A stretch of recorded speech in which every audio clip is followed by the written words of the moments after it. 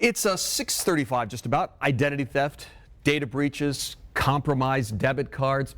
We've all learned that this is part of our world, and for a lot of us, we feel helpless to do anything about it. Well, this morning we're staying safe with some of the basics of how to protect ourselves, and we're focusing this morning on skimmers, those electronic devices that secretly capture our credit and debit card information. Captain Chad Chronister with the Hillsborough County Sheriff's Office joins us this morning. Hey, Chad. Good morning. Well, these things do what they are called. They skim information from your card, and then the thieves use it to steal your money, right? That's it. Quite simple. Well, I want to talk to I've learned from the info that you guys sent over to us that the ones at ATMs and the ones at gas pumps are different. Let's talk about these ATMs first, because they put the devices over the card slots, and then they put a camera in to try and steal your PIN. They do, and I believe that's why skimmers have made such a great resurgence, is because that almost mimics the real card slider. You'll see from the video how easy it slides. Who could tell the difference? You know, with the keypad.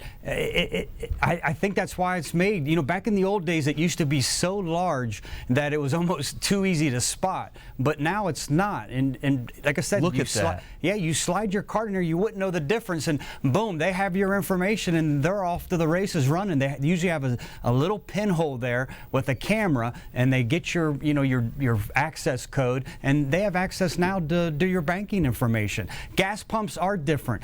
You'll see the little recording device goes inside the gas pump, and it plugs into the gas pump's computer where the credit card information comes in, and bam, they have it that way. It's very scary, that's for sure. And I read in the case of these of the gas pumps, they get actually inside the computer systems, and they can transmit data via Bluetooth, so that they really don't even have to use cameras, do they? And that's what makes it so difficult. It's almost like a cat and mouse game. With the ATMs, the people have to come back, and we can catch them that way because there's some cameras. So we have a little bit better shot trying to catch them. But over there, all they got to do is get in there and get access, and they could steal millions of numbers with, you know, how many people get fuel in a day. I mean, it's crazy. Right.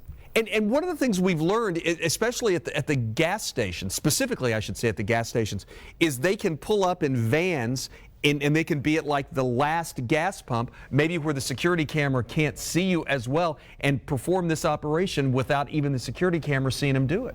It's quite easy, and I think that's and lucrative, and that's why it's become popular. That's why there's such a great resurgence recently, Russell.